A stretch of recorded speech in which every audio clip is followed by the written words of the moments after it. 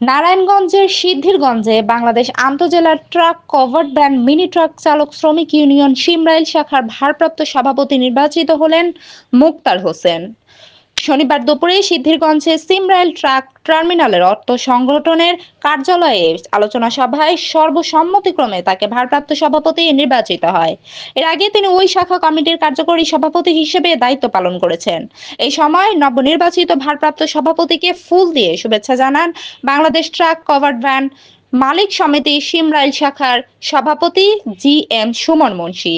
এই সময় উক্ত অনুষ্ঠানে উপস্থিত ছিলেন বাংলাদেশ আন্তজেলা truck covered van mini truck চালক শ্রমিক ইউনিয়ন শিমরাইল শাখার নবনির্বাচিত ভারপ্রাপ্ত সভাপতি মুক্তার হোসেন, সাধারণ সম্পাদক মোহাম্মদ সেলিম মাহমুদ, সাংগঠনিক সম্পাদক হাবিবুর রহমান হাবিব, অর্থ বিষয়ক সম্পাদক আফাজ উদ্দিন হোসেন মুন্সী, দপ্তর সম্পাদক নজরুল ইসলাম, প্রচার সম্পাদক জাকির হোসেন, সমাজ কল্যাণ সম্পাদক সবুজ সহ বাংলাদেশ আন্তজেলা truck covered van mini truck চালক শ্রমিক ইউনিয়ন শিমরাইল শাখা ও বাংলাদেশ ট্রাক কভার্ড ভ্যান মালিক সমিতি শিমরাইল শাখার নেতৃবৃন্দ উপস্থিত ছিলেন।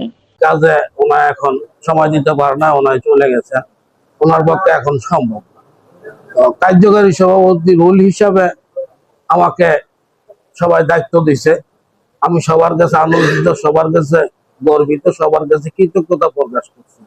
আসসালামু আলাইকুম। বিগত আসলে আমি যদিও মালিক হই, কিন্তু আমি সময় দিছি শ্রমিকের সাথে, কারণ শ্রমিকের সাথে সময় দিছি, শ্রমিক আমার মানে ভালোবাসে।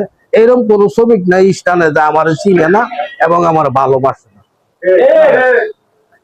যাই হোক, এখন মনে করেন যে দেখা গেছে আমি বাড়িতে বড় হইনি, বড় হয়েছি স্থানে, ছেলের থেকে পুরো হয়েছি স্থানে শ্রমিকদের সাথে, এবং এখন কাম কাজ যা কিছু করবো আমি আজীবন কইরা যাবো শ্রমিকদের স্বার্থে। যেহেতু আমার শ্রমিক আমারে ভালোবাসে, আমি সবকিছু তাদেরকে নিয়েই করবো।